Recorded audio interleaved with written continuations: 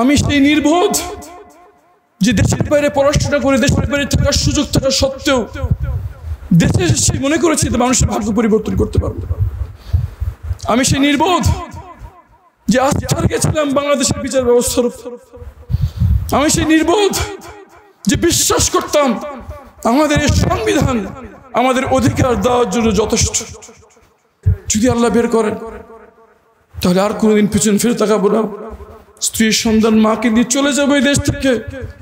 যে আমার সাথে মানুষ তো দূরে থাক, পশুর অধিকারটুকু আমাকে দিচ্ছে। যেদিন আমাকে তারা বের করছিল আমি ধরে নিয়েছি এটাই শেষ।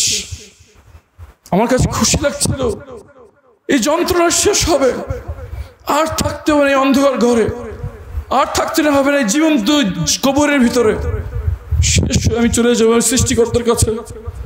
সে প্রিয় মানুষদের যাদেরকে আমি ভালোবাসতাম, দুনিয়া তো তাদের দেখা পেলাম না। আল্লাহ তুমি কালকে আমাদের ময়দানে জান্নাতে তুমি আমাদেরকে আবার একত্রিত করো।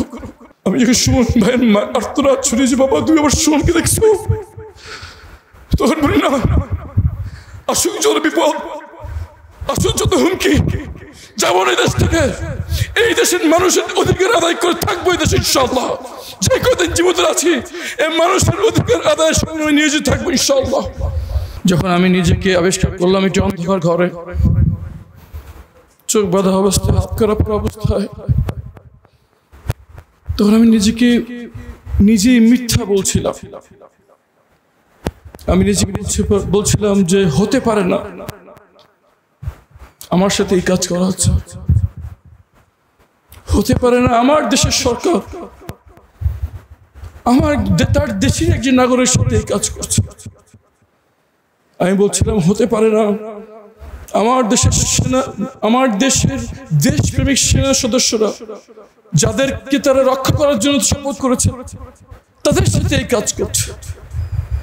আমি নিজেকে সান্ত্বনা দিচ্ছিলাম হয়তো এই অবস্থা 24 ঘন্টার বেশি থাকবে না, কারণ সংবিধানের বিধান 24 ঘন্টার বেশি কাউকে বন্দী রাখা যায় না, আদালতে হাজির করতে হয়। কিন্তু আমি দেখলাম 24 ঘন্টা পেরিয়ে দিন হলো, দিন পেরিয়ে সপ্তাহ হলো, সপ্তাহ পেরিয়ে মাস, মাস পর 3 মাস, বছর, বছরের পর বছর, কিন্তু অন্ধকার ঘর থেকে আমি বেরোচ্ছি। আমি জানতেও পারিনি আমার শ্রদ্ধেয় পিতা যার জন্য আমি আদালতে সংগ্রাম করছিলাম তার কি হলো। যখন খাবার দিতে আসতো তখন আমি আকুতি মিনতি করতাম, সন্তান হিসেবে এতটুকু জানার অধিকার আমার নাই যে পিতার জন্য আমি সংগ্রাম করছিলাম, যার অন্যায়ের ব্যাপারে আমি কথা বলছিলাম, যার জন্য আমি একজন আজকে টার্গেটেড হয়ে গিয়েছি। মেনে নিলাম আমাকে এখান থেকে ছাড়বেন না, মেনে নিলাম আমাকে পরিবারের সাথে আমার যোগাযোগ করতে দিবেন না, কিন্তু সন্তান হিসেবে এতটুকু জানার অধিকার কি আমার নাই যে আমার পিতা কি বেঁচে আছেন না মারা গেছে। সম্মানিত উপস্থিতি, আজকে আপনারা সবাই এসেছেন আমার বইয়ের উন্মোচনের জন্য। আমি নিজেকে সে অন্ধকার ঘরে বলতাম যদি আল্লাহ আমাকে জীবিত বের করেন তাহলে পরিবার নিয়ে চলে যাবার কোনোদিন পিছনের দিকে তাকাবো না। আমি সেই নির্বোধ যে দেশের বাইরে পড়াশোনা করে দেশের বাইরে থাকার সুযোগ থাকা সত্ত্বেও দেশে এসে মনে করেছি যে মানুষের ভাগ্য পরিবর্তন করতে পারবে। আমি সেই নির্বোধ যে আস্থা রেখেছিলাম বাংলাদেশের বিচার ব্যবস্থার উপর। আমি সেই নির্বোধ যে বিশ্বাস করতাম আমাদের এই সংবিধান আমাদের অধিকার দেওয়ার জন্য যথেষ্ট। আমি নিজেকে বলেছিলাম যদি বের হয়ে যায়, যদি আল্লাহ বের করেন তাহলে আর কোনোদিন পিছন ফিরে তাকাবো না। স্ত্রীর সন্তান মাকে নিয়ে চলে যাবো এই দেশ থেকে। যে আমার সাথে মানুষ তো দূরে থাক, পশুর অধিকারটুকু আমাকে দিচ্ছে। একটি পশু পাখি জন্তু জানোয়ারকে যদি আলো বাতাস ভিন ঘরে মাসের পর মাস রাখা হয় সে বাঁচবে না, একটা মানুষকে সে কিভাবে রাখে হবে। যেদিন আমাকে তারা বের করছিল আমি ধরে নিয়েছি এটাই শেষ। আমার কাছে খুশি লাগছিল এই যন্ত্রণা শেষ হবে, আর থাকতে হবে না এই অন্ধকার ঘরে, আর থাকতে না হবে না এই জীবন্ত কবরের ভিতরে। শেষ আমি চলে যাবো সৃষ্টিকর্তার কাছে। সে প্রিয় মানুষদের যাদেরকে আমি ভালোবাসতাম, দুনিয়া তো তাদের দেখা পেলাম না। আল্লাহ তুমি কালকে আমাদের ময়দানে জান্নাতে তুমি আমাদেরকে আবার একত্রিত করো। এই দোয়া করতে করতে সূরা ইয়াসিন পড়তে পড়তে আমি বেরোচ্ছি এবং অপেক্ষা ছিলাম এখনই একটি গুলির আওয়াজ শুনবো, সব শেষ হয়ে যাবে। কিন্তু সব ছিল না। পরে জানতে পারলাম কিছু নিরাপদ বাচ্চা ছেলেমেয়ের শাহাদাতের বিনিময়ে আল্লাহ ফয়সালাকে বিতাড়িত করেছে, আমাকে ফিরিয়ে দিয়েছিলেন আমার পরিবারের কাছে। আমি তখন সেই মুহূর্তে অটল ছিলাম যে আমি থাকবো না, দেশে চলে যাব, দরকার নাই। যেখানে অধিকার নাই, যেখানে আইন নাই, যেখানে আদালত নাই, যেখানে সংবিধান নাই, থাকবো না সেই দেশে। কিন্তু যখন সুমন ভাইয়ের মেয়ের দিকে তাকাই, যখন তার হাহাকার শুনি, যখন সে প্রশ্ন করে এখন আমার বাবা কোথায়, তখন মনে করি সৃষ্টিকর্তা আমাকে নিজে জীবিত রেখেছে। আমার দায়িত্ব কথা বলা তাদের জন্য যারা জীবিত বের হতে পারেন না। আমি যখন সুমন ভাইয়ের আর্তনাদ শুনেছি, বাবা তুই আমার সুমনকে দেখছো, তখন বলি না, আসুক যত বিপদ, আসুক যত হুমকি, যাবো এই দেশ থেকে। এই দেশের মানুষের অধিকার আদায় করে থাকবো এই দেশে ইনশাআল্লাহ। যে কদিন জীবিত আছি এই মানুষের অধিকার আদায়ের সঙ্গে নিয়োজিত থাকবো ইনশাআল্লাহ।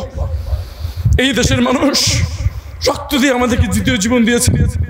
যে কদিন বেঁচে আছে, যে কদিন আল্লাহ হায়াতে গেছে, যেদিন কদিন কথা বলার সাহস আছে, কথা বলে যাব।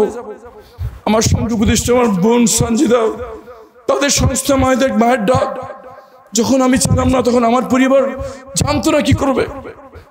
তখন এই মায়ের ডাক ছিল আশ্রয়স্থল, যেখানে সব ভিক্টিমরা একসঙ্গে কথা বলতো, একসঙ্গে দাঁড়িয়ে সাহস পেত। আমাদের আর কেউ নেই, পরিবারগুলো আমাদের সাথে আছে। অন্তরে অন্তঃস্থল থেকে আমার বোন সঞ্জিদা ইসলাম তুলে, তার মা, তার বোন, তার পরিবার, যারা আমার রক্তের আত্মীয়রা যখন আমাদের পাশে থাকে নাই, তারা আমাদের পাশে ছিল। যখন কাউকে আমরা কেউ আমাদেরকে চিনত না, তারা আমাদের খোঁজ খবর নিয়েছে, কথা বলেছে, জিজ্ঞেস করতো কোনো সমস্যা আছে কিনা। আর পরিবার কৃতজ্ঞ, আমি কৃতজ্ঞ। আমি কৃতজ্ঞ ইউওয়েড এবং অন্যান্য ভিক্টিমদের সংগঠন। এই বিপ্লব পরবর্তী সময় আমরা মনে করেছিলাম আমাদের আর কিছু দুশ্চিন্তা থাকবে না, কিন্তু এখনো অনেক গুম ভিক্টিম যারা বেরিয়ে এসছেন জীবন নিয়ে, স্বাভাবিক জীবনে ফিরতে পারছেন না, পড়াশোনায় ভালো চাকরি হচ্ছে না, ব্যবসা করতে পারছেন না, একটা ভালো বাসা ভাড়াও দিতে পারছেন না। কেমন করে সম্ভব? এই বিপ্লবের পরও স্বাধীন বাংলাদেশে এই মানবতার জীবনযাপন। সবার মাধ্যমে আহ্বান জানাচ্ছেন অন্তর্বর্তী সরকারকে, এই বোনদের জন্য কিছু করুন, এই ভাইদের জন্য কিছু করুন, এই পরিবর্তনের জন্য কিছু করুন। এই কয়েকটা ক্ষতিকরী পরিবার এই মানব ইতিহাসের বর্বরতম হিংস্রতার শিকার, তাদেরকে এভাবে অসহায় ছেড়ে দেবেন না। আমি অন্তত এখানে দাঁড়িয়ে আছি, কথা বলতে পারছি, একটা বই লেখার জন্য আমাকে সহযোগিতা করেছে। আমি দেখেছি সাংবাদিক ভাইরা সবাই এসছে, কিন্তু হাজারো পরিবার কিন্তু আপনারা কেউ চেনেন না, তাদের কষ্ট কথা শোনার কেউ নাই। তারা ডাকলে একটা সাংবাদিক ভাই ফোনও ওঠান না। তাদের জন্য অন্তর্বর্তী সরকারকে আহ্বান জানাচ্ছি, কিছু একটা করুন।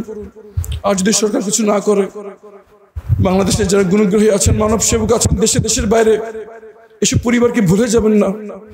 তাদের সাথে যা করা হয়েছে, তার এই দুনিয়ায় কোনো ক্ষতিপূরণ কোনোদিন সম্ভব না। হয়তো তাদের পাশে দাঁড়িয়ে সৃষ্টিকর্তাকে সন্তুষ্টি আমরা অর্জন করতে পারি।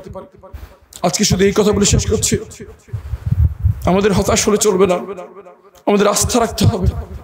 জুলাই যোদ্ধারা আমাদের আস্থার নতুন জীবন দিয়েছেন। যখন পুলিশ বাহিনী উধাও হয়ে গেছিল, তখন বাচ্চা ছেলেমেয়েরা যাদেরকে তাদের পিতামাতা তাদের কাছ থেকে কিছু আশা করে না, তার রাস্তা দিয়ে ট্রাফিক কন্ট্রোল করেছে। এই বাচ্চা ছেলেমেয়েরা আমাদেরকে আবার স্বপ্ন দেখতে শিখিয়েছে। আমি আবার স্বপ্ন দেখি এমন বাংলাদেশে, যেখানে থাকবে না আঞ্চলিকতার বৈষম্য, যেখানে থাকবে না মতাদর্শ ধর্ম নিয়ে বৈষম্য। আমার শুধু চিনবে মানুষ, আমার শুধু চিনবে কে নাগরিক। সবাই কাঁধে কাঁধ মিলিয়ে, হাতে হাত মিলিয়ে, ভাই বোনের মতো সবাই একসাথে বসবাস করব এবং পরবর্তী বংশধরদের জন্য একটি সুখী, সমৃদ্ধশালী, ঐক্যের বাংলাদেশ রেখে যাবো ইনশাআল্লাহ। সবাইকে আহ্বান জানাচ্ছি, আসুন আমাদের এই গুম পরিবারে আমরা যে মাঠে নেমেছি, বাংলাদেশের তরুণরা যে মাঠে নেমেছে, সকল ভেদাভেদ ভুলে পুরুষ, নারী, বয়স্ক সবাই আমাদের কে আমরা ভুলে যাই। আমরা মানুষ এবং নাগরিক। এই বাংলাদেশ আমাদের, এই বাংলাদেশকে আমাদেরকে পরিবর্তন করতেই হবে। এই বাংলাদেশকে আমাদের জন্য বসবাসযোগ্য করতেই হবে। এমন বাংলাদেশ আমাদের গড়তে হবে যেখানে সংবিধানের উপরে কেউ কথা বলতে পারবে না। একজন মানুষের অধিকার, সে যতই ক্ষমতাশীল ব্যক্তি হোক, সে যতই ক্ষমতাশীল দল হোক, সে যতই অধপত্যবাদী শক্তি হোক, আমার দেশের মানুষের অধিকার কেউ কোনোদিন নিতে পারবে না, এমন দেশ গড়ার কাজে আমরা আসুন সবাই একসঙ্গে ঝাঁপিয়ে পড়ি এবং নতুন বাংলাদেশের সূচনা না করে আমরা ঘরে ফিরবো না। সবাইকে কষ্ট করে আসার জন্য, অনেকক্ষণ ধৈর্য ধরে কথা শোনার জন্য ধন্যবাদ। সম্মানিত অতিথিবৃন্দ, এত ব্যস্ত সময়ের মধ্যে তারা এসছেন, অন্তর থেকে ধন্যবাদ জানাই।